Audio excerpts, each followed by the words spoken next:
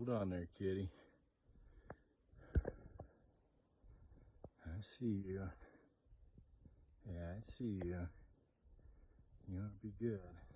Be good, kitty.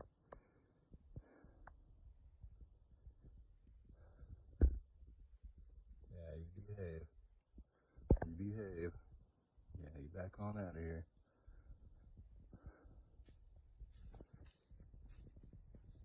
Back on out of here. You got a pistol.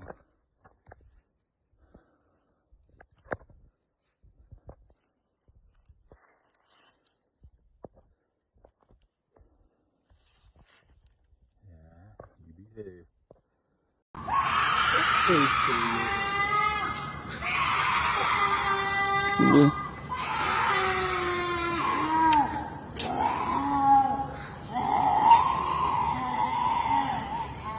You're a scary kitty cat. Holy no, go away! Go away! No! No!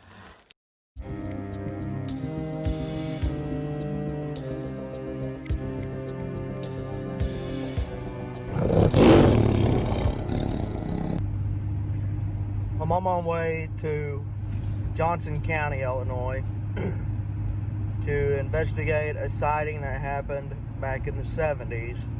I'm going to be meeting up with a man and potentially his brother. An encounter they had back in the 70s with what they believe to be a big cat of sorts.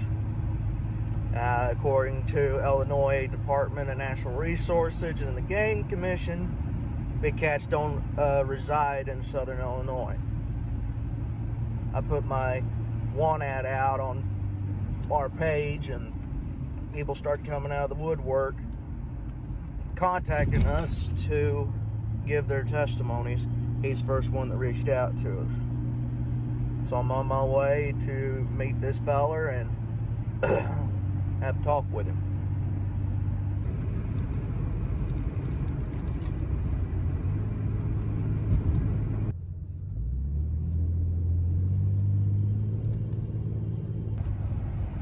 So I've met up with the two brothers named Mike and Stanley. We're currently en route to their old house that they grew up in. And then we can walk back into where their little bushcraft cabin is that they built as children and that they had their encounter in.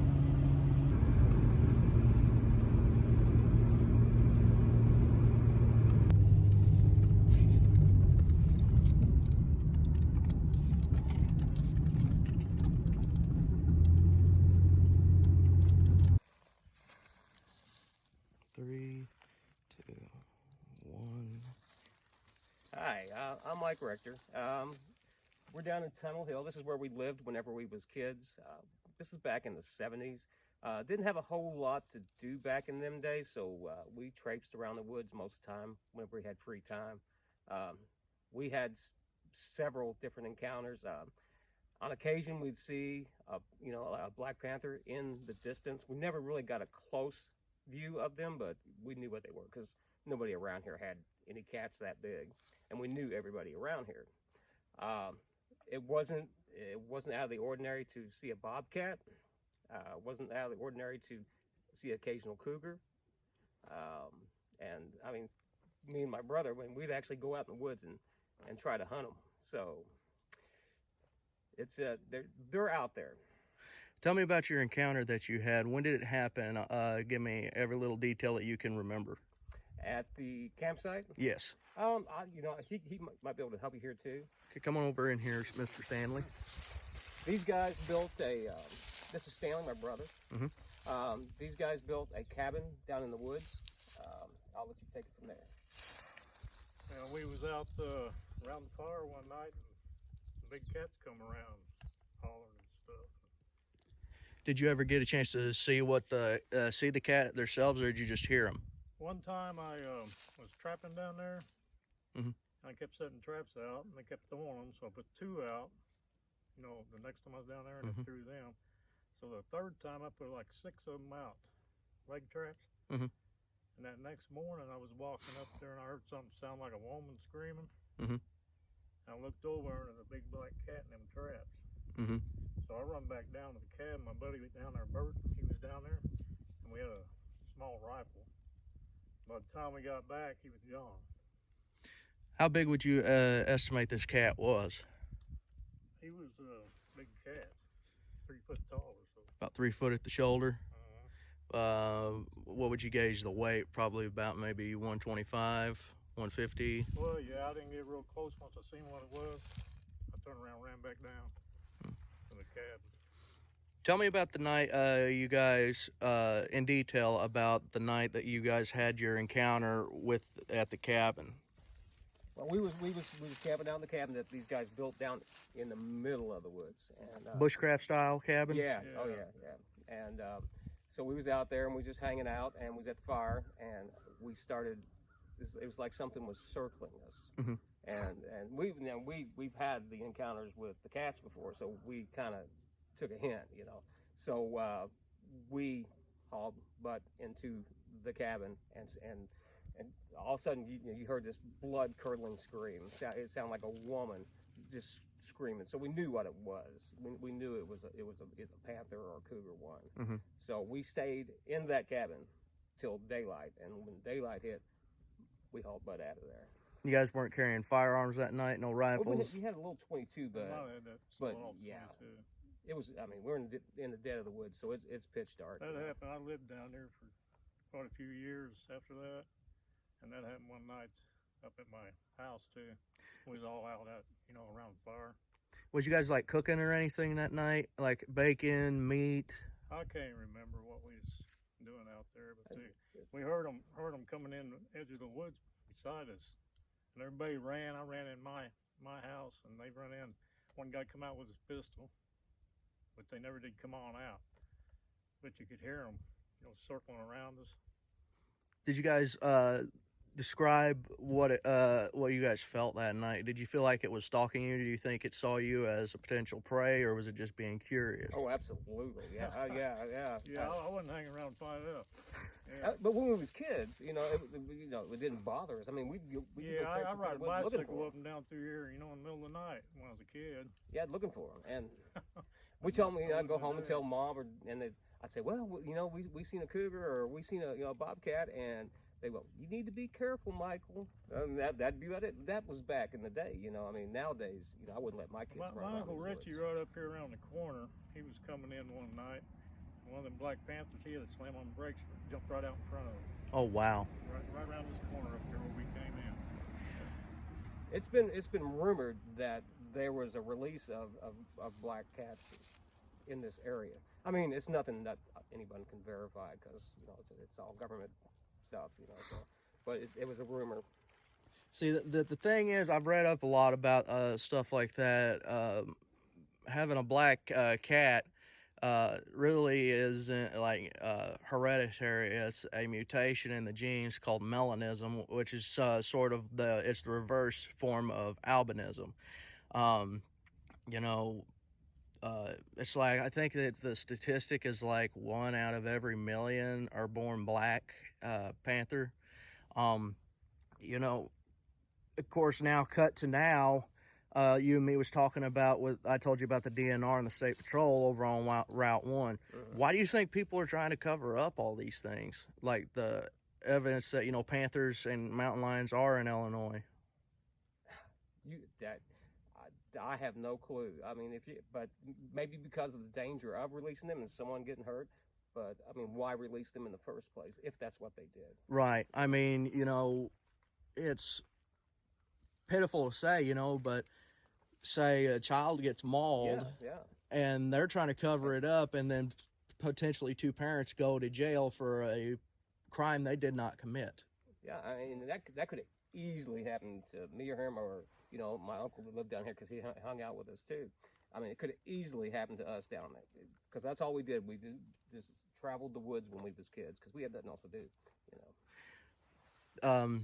Was there any kind of like livestock killings down in here back whenever you guys were kids?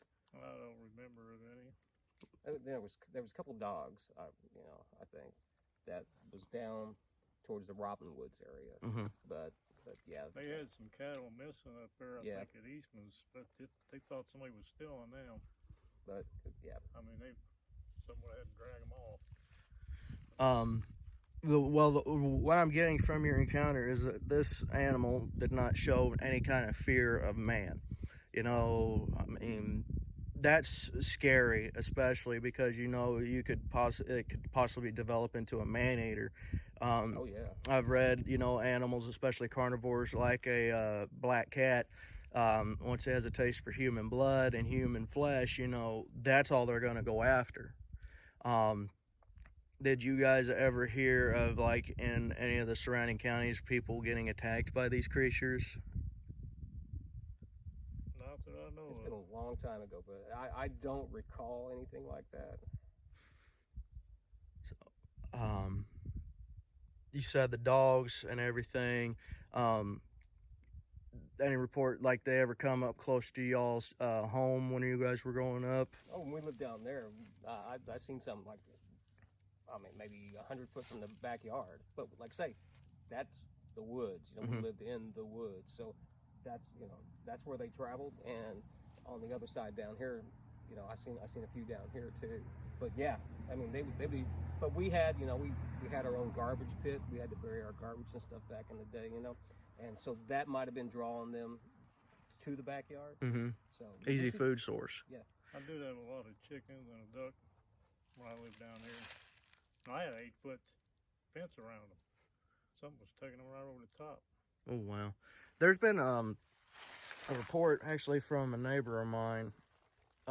He about 12 years ago, he had a pen full of goats, and I had a goat got killed down there too. And then in one night, all but 4 of like his 20 goats was killed in one night.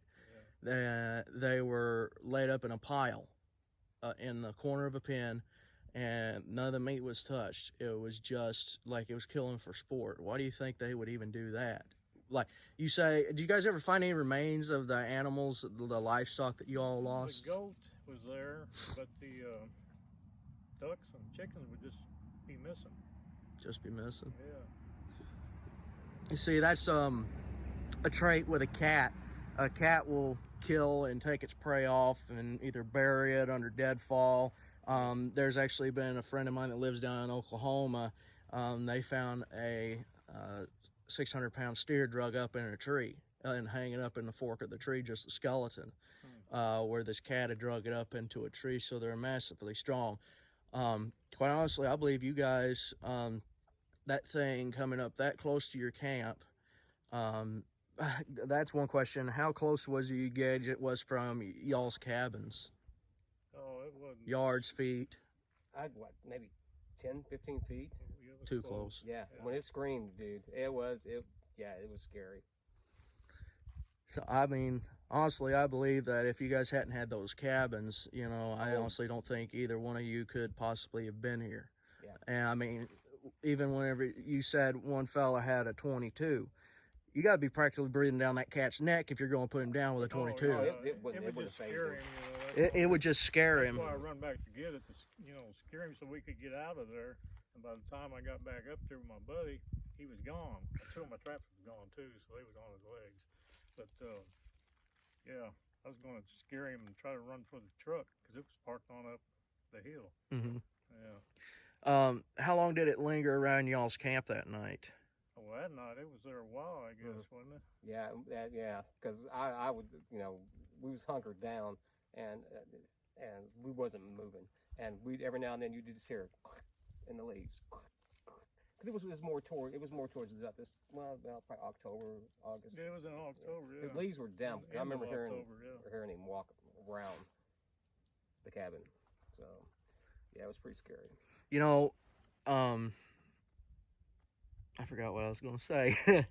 I mean, for something, he was just basically coming from me, an outdoorsman. I've hunted all my life.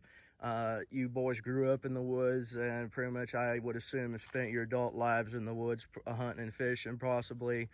You know, this thing potentially saw you as food. Oh, absolutely. Yeah. And, you know, I wouldn't say, you know, that it was, but this thing possibly, it was, maybe it was an older one. Usually it's the older ones that usually go to actually try to find an easy meal, one that's possibly wounded. Maybe it could have been the same one that had your traps hanging off its feet, and it was just trying to find an easy meal. Because, you know, he's injured, he's not going to want to run far for a deer, and like anybody will tell you whenever they're dealing with a prey animal, you know, if you run, you die. Because they'll run you down, because pretty much for every 4 steps you're taking, they're taking 1 leap. So any other reports that you guys have heard or seen since you've actually left the area? Just our uncle hitting the one. Yeah, he hit it or almost hit it. But that was before. Yeah, it was before that. So. And that was how long ago? That was probably back. That might have been in the 60s or 70s. 60s or 70s. Yeah, there's been cats around here a while. Yeah. That was a black cat, though, he said. The place has, you know, a number of houses and lots have came up, and there's houses everywhere now. So I'm sure they're probably deeper in these woods. But back then there was only 3 or 4 houses, you know, in this area. What was it like in here, population-wise, back whenever you all were kids? Well, the lake wasn't there at first. They just started building the lake. There wasn't nobody back there. Yeah, there was a house here, our house back there, our grandma's house, which is down there. We had a path through the woods to go to grandma's house. So we had nothing else to do, so we spent our time in the woods. There wasn't no heavy traffic out here, no paved roads, I assume, gravel, dirt road. It was all gravel, man. I mean, especially, you know, nature does strike back after a point. You know, you start encroaching on their territory, they're going to get fed up, and they will start pushing back. And this was like, you know, towards the beginning of when all it started populating more, is when most, you know, some of these encounters with us happened. Right. So I believe that, you know, he was dealing with a potentially dangerous alpha male, mountain lion or a female, that was, you know, just basically saying, you know, you're pushing my territory, get out. Upon further investigation, I have found that there have been more cat sightings, other than what the 2 brothers, Stanley and Mike Richter, had told me. I looked into them too. None of the other eyewitnesses wanted to speak, but they did give me their testimony. They did not want to speak on camera. They gave me their testimony where they have actually lost livestock, where there was actually a cat that actually got up close to their house. At the end of this investigation, take away, you know, that there is big cats being seen here in southern Illinois. Lauren Coleman even saw one whenever he was still living here in southern Illinois, and Nellie the Lion, the Phantom Panther. These things are here. They've been here. There's too many reports to dismiss, you know, that these things actually do exist here in southern Illinois. I do thank you guys for tuning in. If you want to go and contact us with your reports, if you live in the southern Illinois area and you would like to be interviewed for a further episode, right here is your chance to go and contact us at this email, blimpsimh@gmail.com, or at this, contact us on Facebook, Southern Illinois Monster Hunters. Go ahead, leave your name, means of contacting you, or just turn in your report. We'll be happy to take it. Until then, keep your eye out, keep your ears to the wind, and your nose to the ground. I'll see you guys next time. This is Mysterious Illinois, and I am Zach D. Starrick, team leader and co-founder of the Southern Illinois Monster Hunters. Thank you for watching. While the origin of these big cats may be unknown, they're still being sighted by town folk, outdoorsmen, and people of every walks of life. So we'll continue the journey in mysterious Illinois.